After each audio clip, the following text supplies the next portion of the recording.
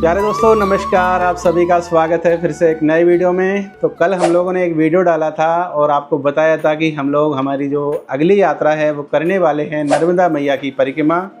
तो उससे रिलेटेड आप लोगों ने पूछा है कि आप जो यात्रा करेंगे वो बाइक से करेंगे या फिर पैदल करेंगे, और कुछ क्वेश्चन और आए हैं इस वीडियो में आपको बताएंगे। तो सबसे पहला क्वेश्चन ये आया है कि नर्मदा मैया की जो परिक्रमा है वो कितने किलोमीटर की है।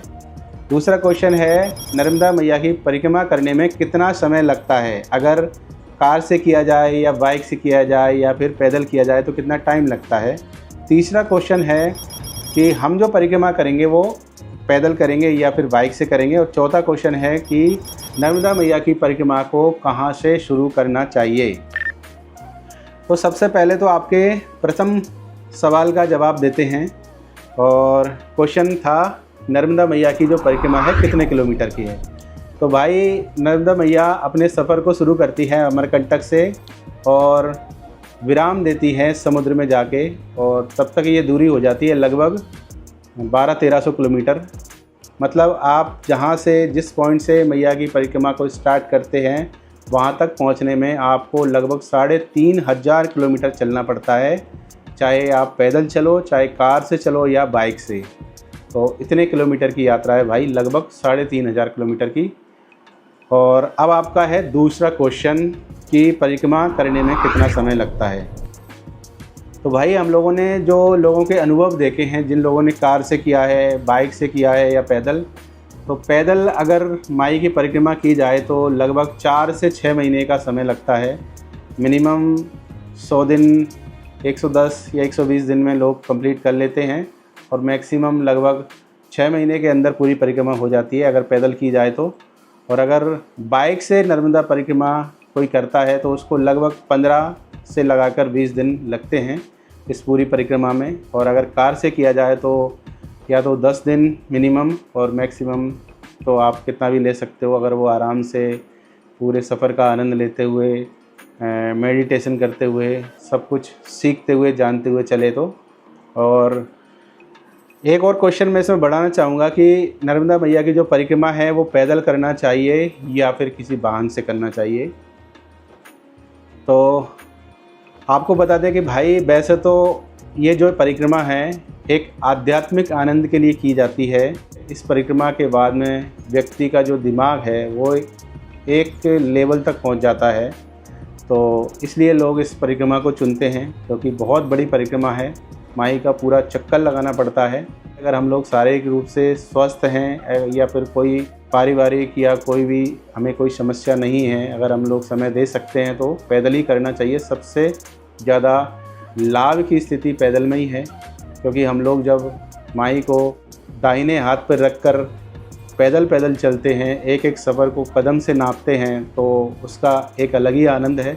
वरना जिन लोगों के पास समय नहीं है, समय का अभाव है, या फिर पारिवारिक कोई समस्या है या फिर शारीरिक समस्या है, तो वो लोग वाहन से कर सकते हैं, बाइक से भी कर सकते हैं या फिर कार से कर सकते हैं।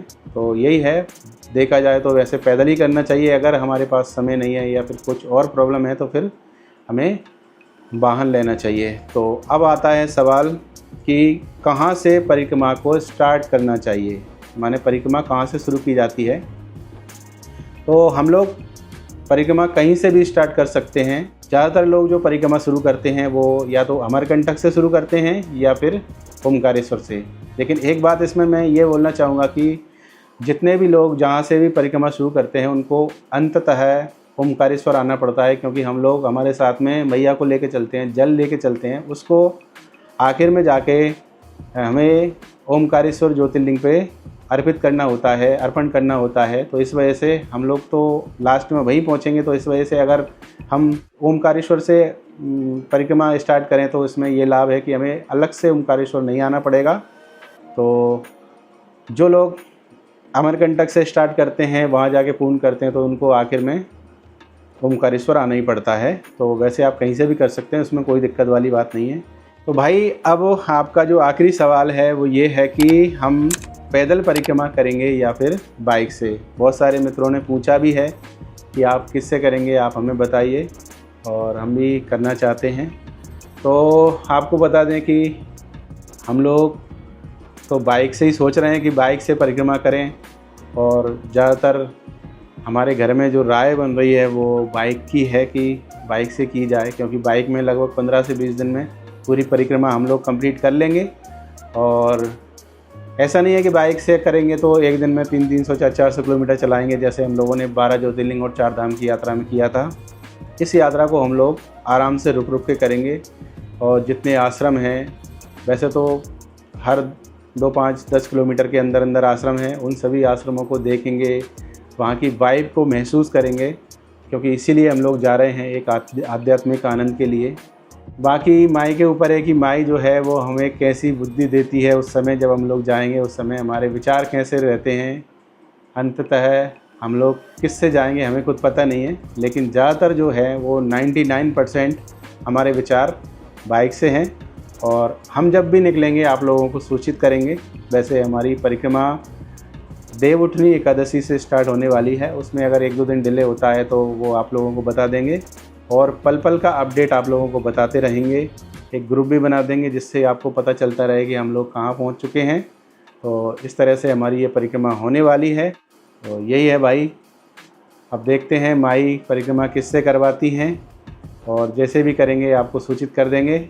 बाकी इस वीडियो में इतना ही, मिलते हैं आपसे अगले वीडियो में। तब तक के लिए जय भोलेनाथ, नर्मदे हर।